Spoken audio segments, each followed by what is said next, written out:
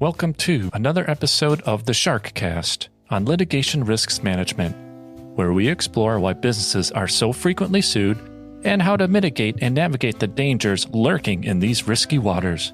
Join us now as we welcome our host, Kent Schmidt, litigation partner at the law firm of Dorsey Whitney.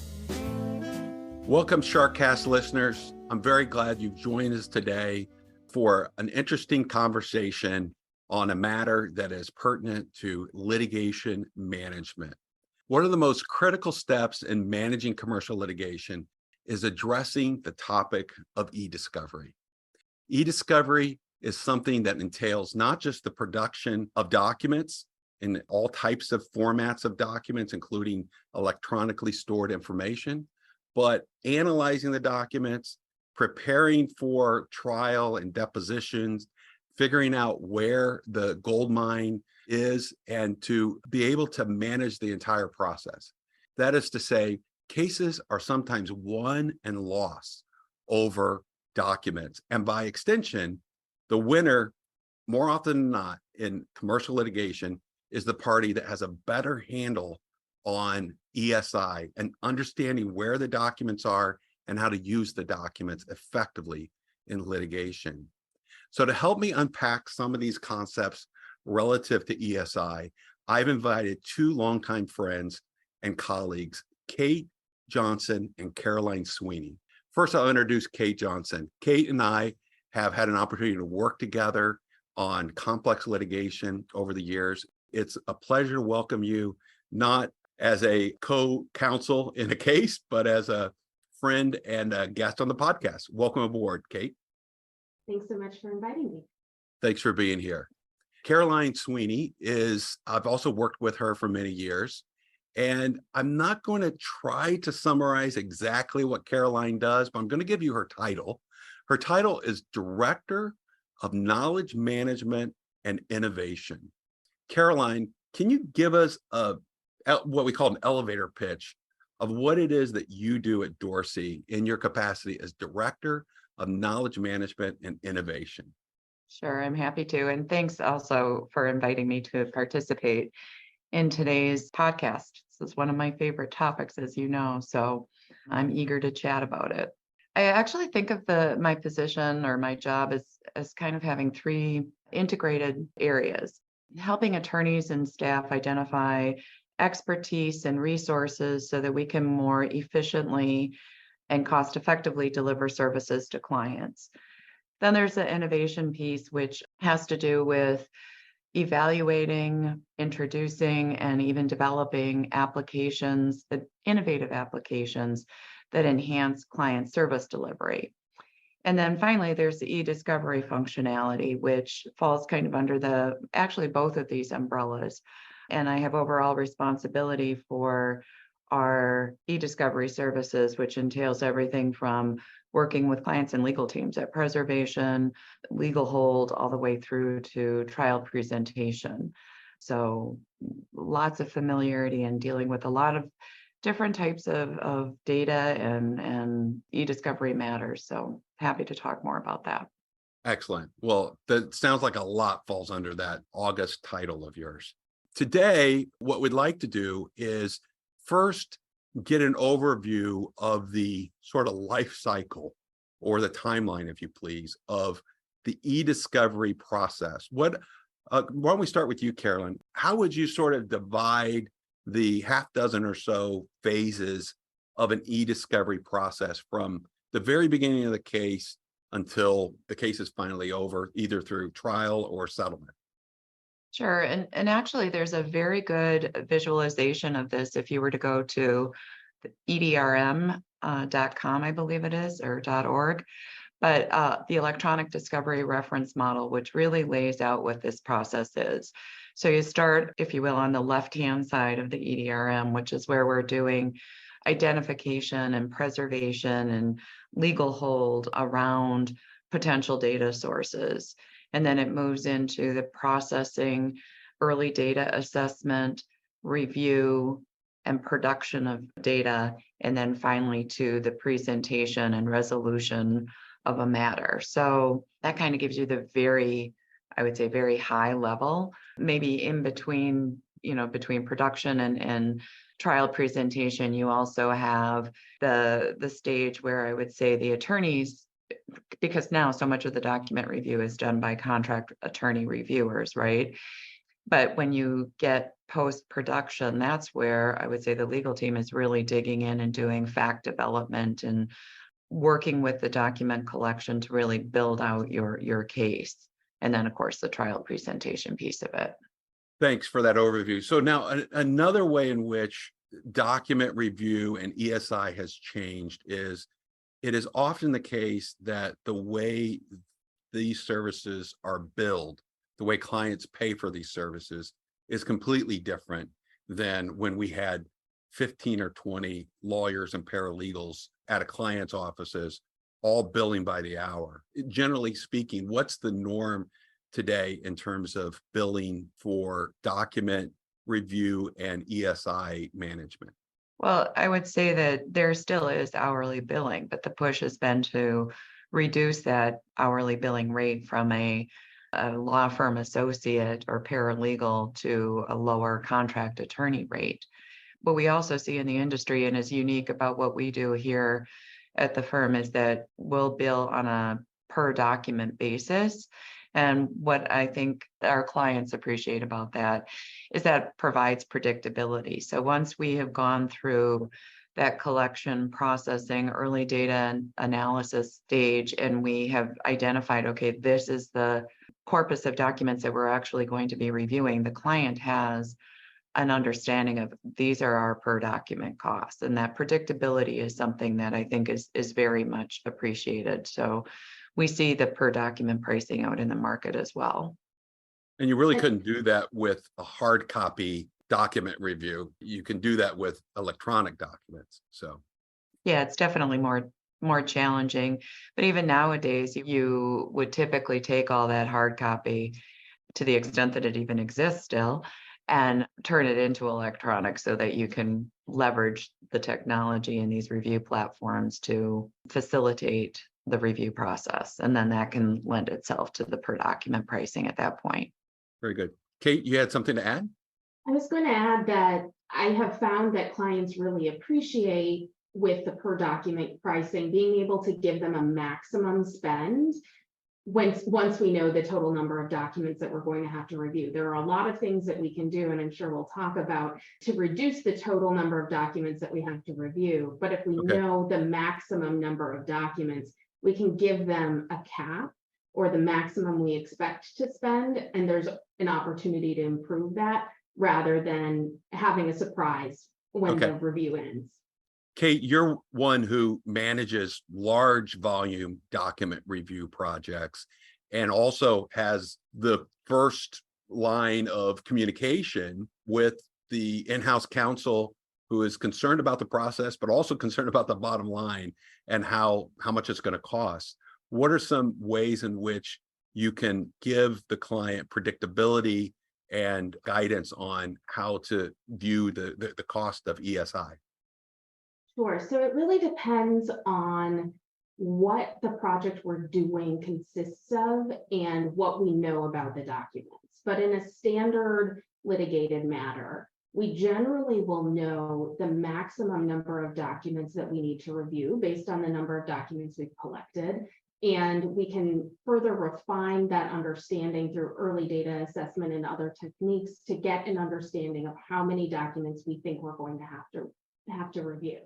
And as Caroline mentioned, we often do per document pricing for the document review. So then I am able to tell the client, here's the maximum we anticipate spending on the document review.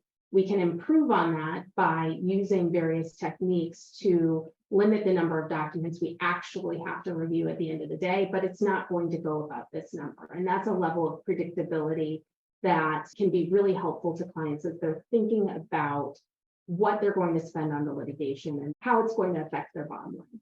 Well, that's a good segue to the next topic I'd like to cover. So in our process, let's assume we gathered all the documents. We started receiving documents from the other side, their document production. We've shaken the tree, so to speak. to make sure that we have all of the ESI from the client. And now we begin the process of trying to understand what we have, what we're going to produce, the good, the bad, and the ugly in terms of our documents and their helpfulness in the case. And so, Kate, can you talk to us about how that process unfolds when you have literally hundreds of thousands of documents in various forms, but a lot of email, of course, and you've got depositions on calendar, say, 60 days out. There's no way possible to have someone review all of those documents or even a small team. How do we go about understanding what documents we have and organizing them in a manageable system to be able to use them to the maximum benefit in litigation?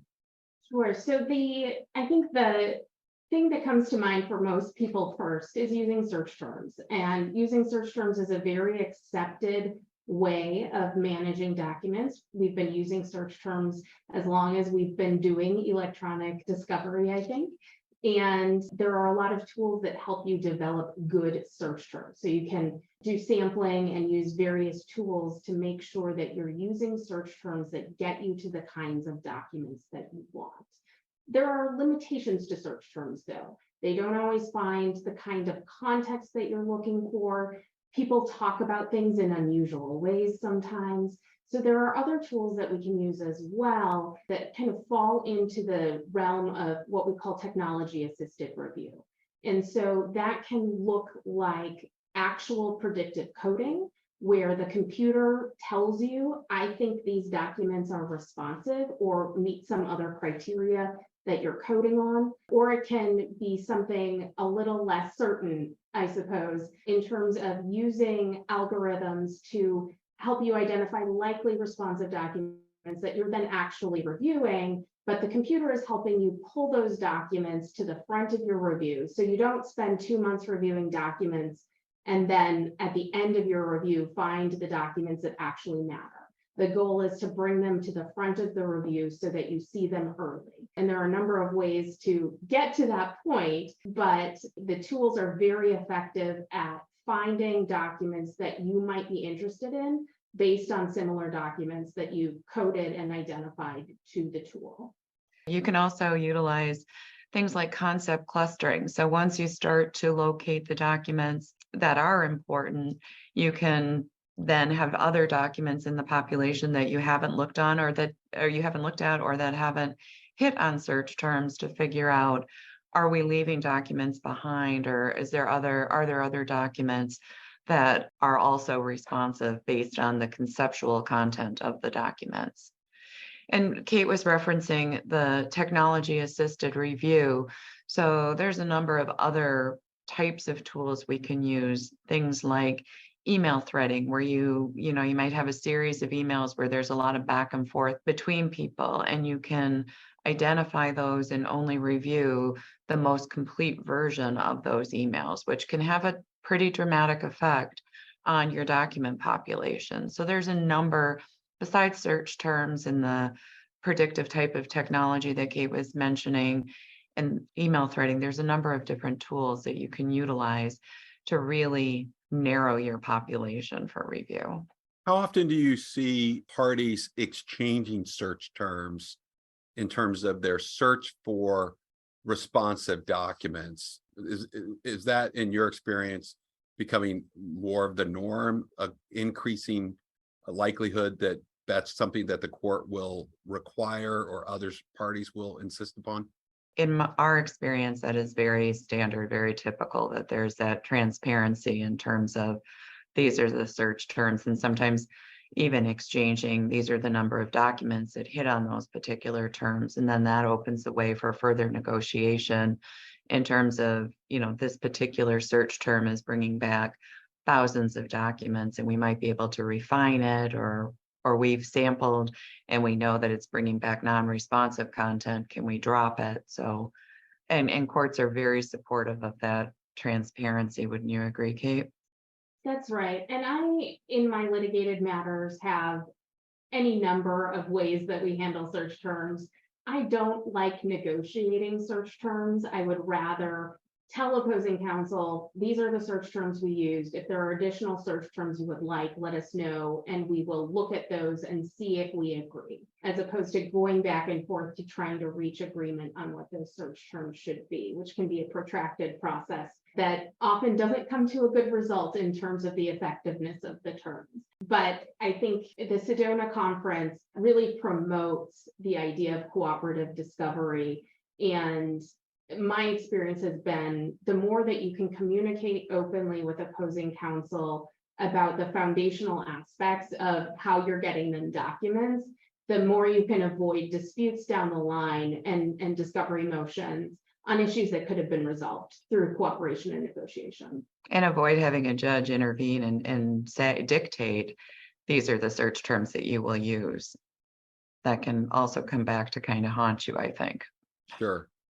Let's talk for a few minutes about some of the deliverables that have to come out of an ESI process. We've got to often prepare a privilege log, which is a very tedious process. In California, we have a relatively new requirement of preparing an index for what documents are responsive to particular requests for production. And the other thing that happens all the time, in my experience, is it's very helpful to have a binder of documents related to an upcoming deposition. So all the documents relating to this witness that we're going to depose in a couple of weeks, so that we can do a very careful review and start selecting exhibits for that deposition. Kate, can you talk about how those deliverables are being prepared and produced in connection with complex litigation? Sure. So starting with privilege logs, there's the standard privilege log that I think a lot of us are used to, where you provide certain information about the document, who received it, who sent it, perhaps the subject line, the date, and then you draft a description of the document, and you try to provide enough information in that description so opposing counsel can understand the basis for the privilege claim without revealing the substance of the privileged information itself. And as you referenced, Ken, I think the process of drafting those descriptions can be incredibly time-consuming and expensive, and difficult to do in a way that is actually useful. My preferred privilege log these days is what we call a metadata log. And so you largely provide the same information, but you don't actually draft a description of the document. And so we will export the metadata of the document. So all of the information that's stored about that document. So if it's an email, the recipients, the sender, the subject line, the date, and then we include the basis for the privilege claim, whether it's attorney-client privilege, work product, or some other privilege. And then opposing counsel can review that information, determine if there are entries that they need more information about to understand the privilege claim, and request that information. Does that generate in an Excel spreadsheet? Exactly, yes. So we generate that in an Excel spreadsheet out of our document review database, and it can be sent to opposing counsel with very, very little manipulation or effort beyond that. There's still a review process. We still do a second level privilege review to make sure we're sure of those privilege claims and have properly identified our privileged documents, but we're not taking the time to draft a vague description that is of very little use to anybody. I find that to be a more efficient and effective way to explain the privilege. I often can tell more about a document on a privilege log based on the file name or the subject line of the email than I can tell from the description that an attorney has drafted.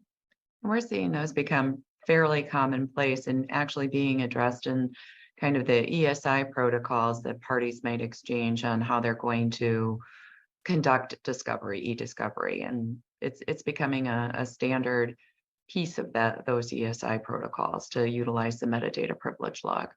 Another area I'd like to talk about is hiring contract lawyers to do nothing but review documents for extended period of time.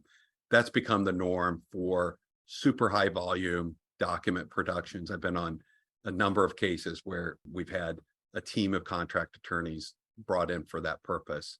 Caroline, can you talk for a minute about how we essentially impart the complexities and nuances of a very complicated piece of commercial litigation to a team of document review specialists so that they have enough knowledge about the case to start identifying what documents are responsive, relevant, helpful, particular to an issue, and can then produce a very helpful and usable work product.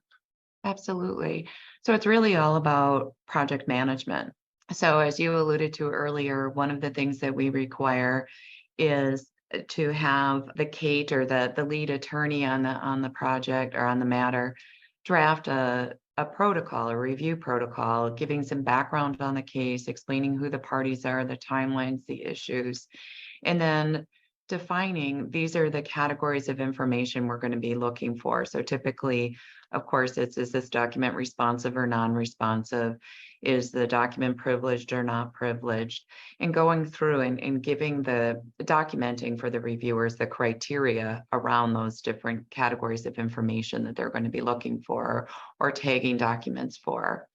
And it's also very commonplace to include things like issue codes. This document talks about these particular issue codes, or we're flagging for witness kits so that we can quickly pull together witness kits and what have you for depositions after the review. So what we'll do is we'll have that review protocol, and then we'll bring the team together and we'll have the lead attorney walk through that protocol, explain it, answer questions from the document review team. We'll also pull up sample documents and have the lead attorney walk through the sample documents and say, now I would call this document responsive, and this is why, and this is how I would issue code it, and this is why it's privileged or not privileged. And that's all very standard when you're working with review vendors, when you're working with law firms that are employing similar methodology that we do. And then what we'll do is we'll give our contract attorneys a small batch of documents to review once we've gone through the training, and we'll release them for the day. And then we have legal team members go through and quality control and validate. And sometimes that leads to, gosh, we didn't explain this well enough, or gosh, we're finding things in these documents that we hadn't anticipated. We need to revise our protocol. And then we come back together the next day, again, with the legal team and the contract review team, and we kind of go through that feedback and articulate any of the changes that we've needed to make to the protocol as a result of this process. And then it's essentially, we move forward with conducting the review. Our standard operating procedure, and this is somewhat unique from talking to others in the industry, but our standard protocol is to utilize this, what's called continuous active learning. So as we are tagging documents for responsiveness and non-responsiveness, the computer is also going out and saying, hey, we think these are the responsive documents. Here, look at these first. And then when we find that there are differences between how the human reviewer and how the computer is reviewing a document or tagging a document, we'll escalate that to the legal team and have the legal team resolve that. So we go through that iterative process throughout the review and do that ongoing quality control. That's an amazing technological backstop to, what is, I'm sure, good work to begin with, that just makes it go from, good to great. Very interesting how the human side and the artificial side interact like that.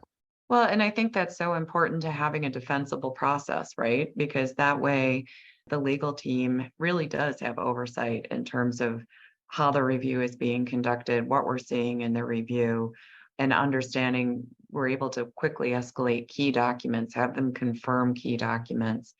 So a very effective process, I agree. Hey, let me ask you this, because I know you've taken dozens and dozens of depositions over the years, and you know how critical documents are to key depositions. How does this ESI process come to pay dividends when it comes time to take important depositions in a case? I think the starting point is being very thoughtful about the process that Caroline was just talking about in terms of how you train the reviewers and what you ask them to do.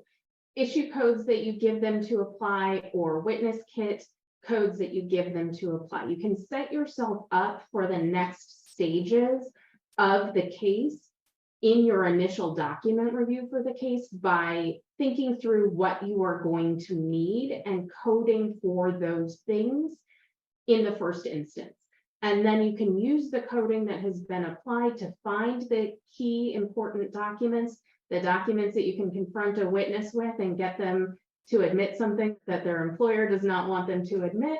And you can also use all of the technology that we've been talking about to find more documents like that, because your case will change as you get through the documents. You start to understand the facts better. You understand the things that your client didn't know about or didn't appreciate the significance of at the moment. But once you're in the heat of litigation, you understand better.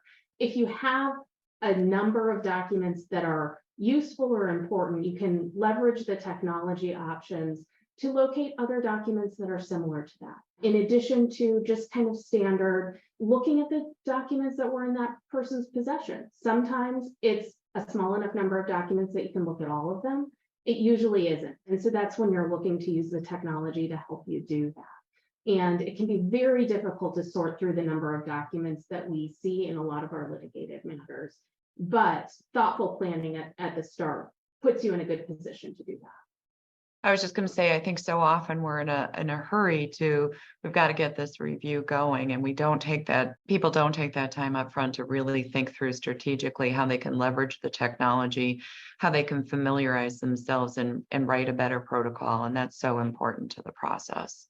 We're talking about all types of tricks and double checks and so forth. Let me throw something out and see if either of you have ever done it. I'm going to confess that I've done it from time to time when I am facing a huge bunch of documents and I'm just running a bunch of search terms, trying to figure out what's in there.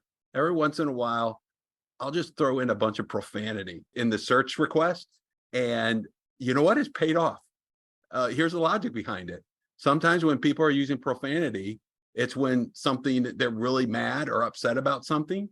And sometimes if you throw it in there, you will find that critical document that has escaped all the other search terms and it's worth taking a look at. I don't know. Have you ever done that before? Standard technique in investigations. Yeah. I have done that, and I have also used variations on mistake or error or things like that. Very early in my career, I had the pleasure of finding during a random sample review a document in which the opposing party described something they had done as one of the worst mistakes they'd made in the history of the company. And you can be assured that we use that document a lot. Thinking through how people communicate and how they communicate when something has gone wrong is a really powerful way to think through creative ways to find documents that might otherwise not have much content, but could be very useful. And on a related note, there are other techniques, like if you're working on a matter where someone left the company and you're trying to understand, were they sending proprietary information or taking proprietary information before they left the company, or recruiting other salespeople to come to their new company, using things like social network analysis to see who was communicating with whom. Was Caroline Sweeney sending documents to carolinesweeney@gmail.com? That kind of stuff you can cut to the chase very quickly with those types of tools to get the answers or start you on the path to getting the answers to the questions you have. We talked a lot about how ESI has changed over the past 25 years or so. What's your prediction as to how things are going to change in the future? It seems like we can't talk about any topic in law or business today without talking about ChatGPT, which is the hot topic right now. You've talked about predictive coding. Where do you both see ESI going in the next decade or so? Well, I can tell you that I've been at a few conferences in the last couple of months where we've been talking about the integration of ChatGPT, natural language processing, into the e-discovery process. I've been beta testing some tools that allow you to upload documents and have ChatGPT summarize what they tell you. I think there are going to be, and I don't think this is 10, 15, 25 years out. I think this is in the next 5 years. There are going to be some dramatic changes to how we utilize those technologies to conduct document review, to be able to say to ChatGPT, I'm going to be deposing this individual. This is what the deposition is about. Help me find the documents that I want to use as exhibits. And ChatGPT is going to be able to help you do that. What do you think, Kate? You and I are going to be forced to an early retirement by ChatGPT when it comes to e-discovery? You're still needed. Oh, thank you. I needed that. We should maybe invest in language learning models so that when we are put out of a job, we'll have something to fall back on. I too have been hearing of folks trying to train ChatGPT to, for example, locate more difficult to identify privileged documents where the privilege is contextual or work product is much harder to identify in a document collection than kind of a typical standard attorney-client privileged communication. I don't know how likely I think that is to be successful in the short term, but I think the way I have seen the technology evolve to be helpful to us in my 13 years of practice, I wouldn't be surprised to see improvements to the tools we have, certainly that can help us with things like identifying contextual or difficult to identify privilege as well. I certainly have seen document review change drastically in the 13 years I've been practicing. I did start my career flying down to Texas to review 1,000 bankers' boxes of documents, but I haven't done that in a very long time. And I have really come to be an evangelist for things like continuous active learning after starting out incredibly skeptical of those technologies. I think the other thing that we're going to see, and we're already seeing, is challenges and opportunities based on the way that people are communicating for business purposes these days. Particularly with the pandemic, we saw an explosion of use of chat platforms and other communication tools, Microsoft Teams, Zoom, things like that create their own challenges for e-discovery. I think the technology often develops faster than the e-discovery techniques to capture, review, and collect that technology. And so I think we're going to continue to see that evolve. I can think of 2 review platforms that have already introduced this, and we're going to be introducing it shortly. But the ability to automatically categorize documents as they're loaded into the platform. So these are your emails, these are your invoices, these are PowerPoint presentations or strategic planning documents. So those changes are coming, and that's going to have an impact on how we can organize and facilitate, expedite review. All very interesting. It'll be fascinating to watch this unfold before our very eyes. Well, that's about all the time we have to talk shop, but we've now come to the point in the podcast where we like to turn from discussing litigation risk management and managing the litigation process and talk a little bit about you as individuals. So I'd like to ask you each if you have any hobbies or skills you'd like to learn in the next 5 years. If you're like me, you sometimes just feel there are not enough hours in the day. And if you had just a little more time, what would you like to tackle or learn or develop as a hobby in the next 5 years? Well, I guess I have 2 existing hobbies that I feel like, I love to read, and I feel like I spend so much time business reading that I don't get to read as much as I like just for enjoyment. So I'm really trying to make an effort to get back on reading for fun. I love to travel, and as luck would have it, we have a daughter that is living in Italy, and so that opens up opportunities, and she's going to be living there. Since she's marrying somebody from Italy, she's going to be living there for a while, it seems. Outside of Torino. Oh, that's beautiful. Yeah, it is very beautiful. So spending more time traveling and exploring not just Italy itself, but more of Europe. And then the other thing I really want to take up, I tried many, many years ago, I'm going to go back to it, is golf. I feel like that would be a good hobby to have. A little frustrating from time to time, but yeah, I don't know how it's never a bad day. But we'll see. Yeah, it's never a bad day when you're out. Good exercise, if nothing else, right? Walking around on a golf course and fresh air. I took golf up fairly late in life, I think my early 40s, and was hot and heavy with it for a number of years, and then sort of got burned out, and then go back and visit it from time to time, just enough to get out there a few times a year. Yeah, I have a brother and a son who are golf fanatics, and my husband also enjoys it. So I thought, okay, maybe it's time that I jump on this bandwagon. Can't beat them, join them. How about you, Kate? What's on your horizon for tackling a new hobby or expanding an existing hobby? So one of the things I learned a few years ago was that I found it very therapeutic to have a hobby that I was bad. I have spent my life quitting the things that I am bad at if I have decided that I will not get better at them. And a few years ago, I took a pottery class. I actually took a couple of pottery classes, and I am terrible at throwing pots on a wheel. But I loved doing it because it didn't matter if I was good at it. It mattered that I was enjoying doing it. So I am not good at anything artistic at all. So my current plan is, one of the things that I liked to do pre-pandemic was go to one of my local florist shops that offered classes on wreath making, and they are no longer offering classes. They shut down the education component during the pandemic and decided not to resume it. But I think I have the basic mechanics down. So I've decided that I'm going to, when I go out for a walk down by the river or out to a park, start to gather materials and see what I can do on my own. I am sure it will be hideous, and I will find it therapeutic and satisfying. Wow, that sounds amazing.